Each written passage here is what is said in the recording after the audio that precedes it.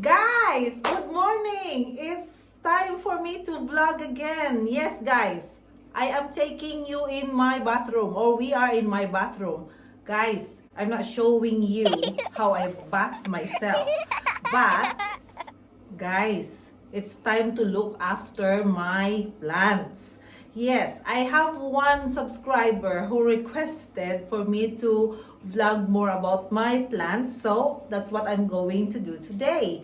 So since it's winter time and I always feel for my plants, they are always deprived of sun and water because I don't know what really should I do, that if I have to pour more water, they are dying. If I water them less, they also die. So I normally take some of my plants in the bathroom, in my shower room, and I gave them a bath. I always check the temperature of the water properly because we cannot pour cold water on our indoor plants. After watering, I leave them here for some time to drain all the excess water. So as I've shown you, I just showered them and then we're going to leave them here for a while. And those pots that I need to wash, I have to take outside. Even though that it's cold, I have to tolerate it to make everything in the house clean.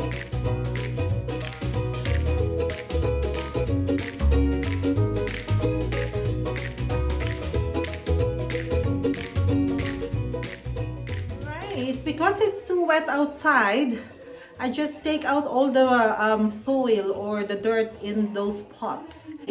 Yes, guys, I am breathless. It's because that I'm trying to rush because the rain is becoming stronger and I need to finish washing or cleaning or taking out the soil from all of these pots. And then yeah, and I have to come in. It's because, or else I will be too wet.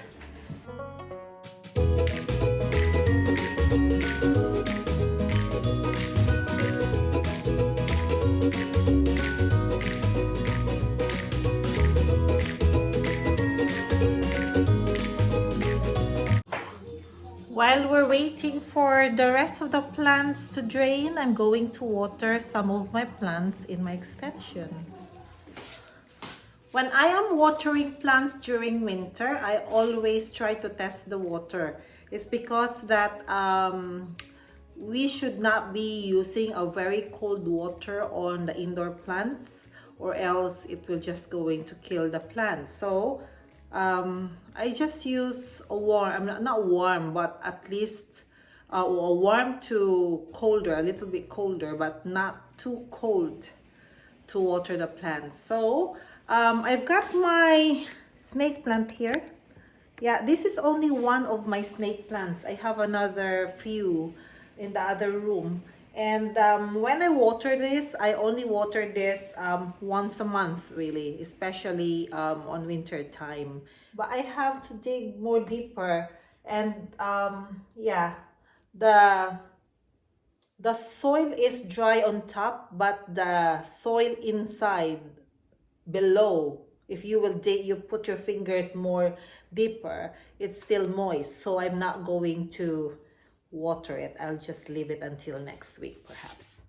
So they call this, most people calling this money plant. Look, they're quite dusty because I haven't washed them for quite some time. Oh dear.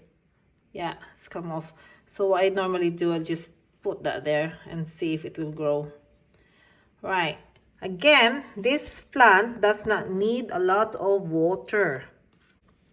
The soil is quite dry now, so I'm going to water this a little bit.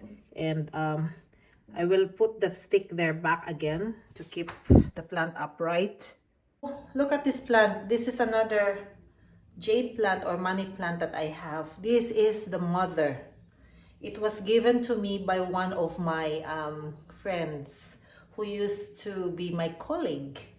And this one and that one was in one pot when it was given to me, but it was growing so quick, that's why I decided to divide them.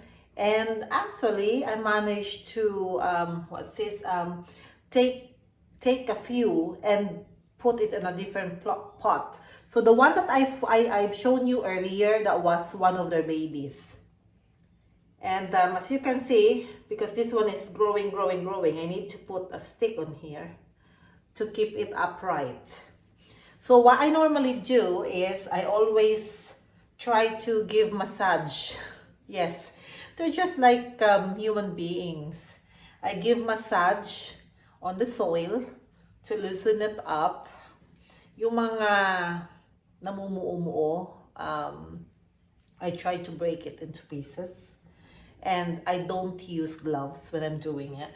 It's because that I want the plant to feel me. Yeah, they're just like, I know, they're living things. So if they can feel living things as well, so they will, I'm sure they will feel like they're being cared very well, isn't it? So, eto po. Ayan. So the soil feels, it's dry, but it's quite cold. So what I'm going to do, I'm going to leave this for a week, and I will water this next week because I don't think that it needs watering right now. You don't need to water money plant very often, or else it's just going to die. Some people call this, as I mentioned, if I mentioned earlier, jade plant. Yes, so very good. Good luck daw po yan. It's a good luck plant. This one, I think I need to water this. Where's my water? Okay. I got my water here. I'm going to water this. 4 years ago. I got this from Costco. Tagal na po nito sa akin. And I'm so pleased that, you know, it remains very healthy. And the same thing po, I always talk to my plants. Even in the morning, I say good morning to them. Kasi I was told that, you know, I'm not really a plantita. You know, I was not brought up to have a green thumb. But it's my husband who keep on telling me that, no, you try. Because I always ask him to do it for me. But when he encouraged me to do it myself, surprisingly, I managed to keep my plants alive. So, eto po. Eto sila. Yan.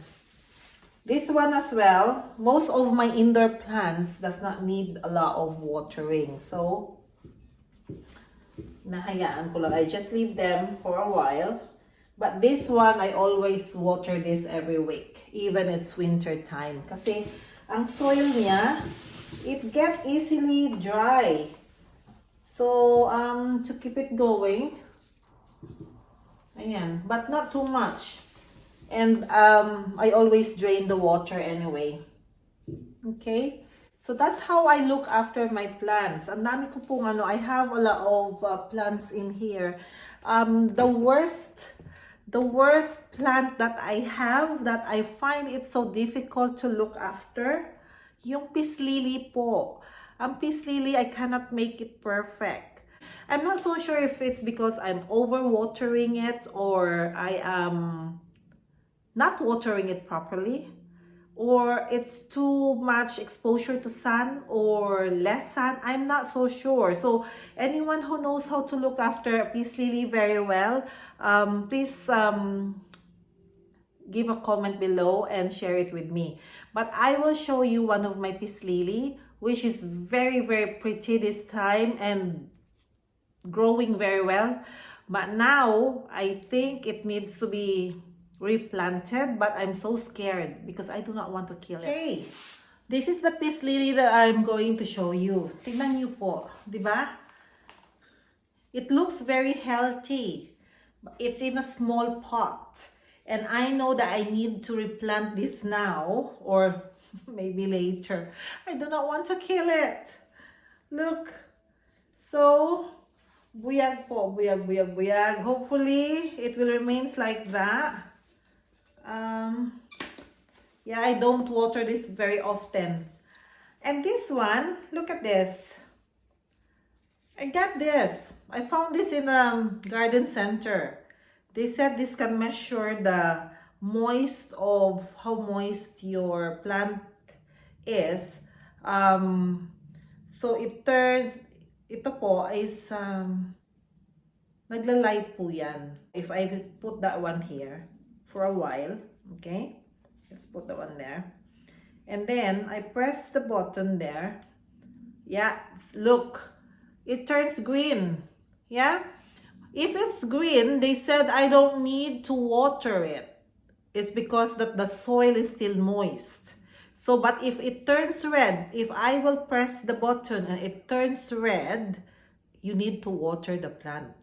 So, I believe it. It's because my piece really grown, and at the same time, it looks so well, diba? Mukha siyang, it looks very healthy. Let's go and have a look. How are you guys? My planties, nag-drain na ba kayo lahat? I think they're okay now. We can move them now. Take them inside. Tingnan niyo po, oh, diba? Social. My plants are social. They had their shower. Yeah. So, let's go and move them inside.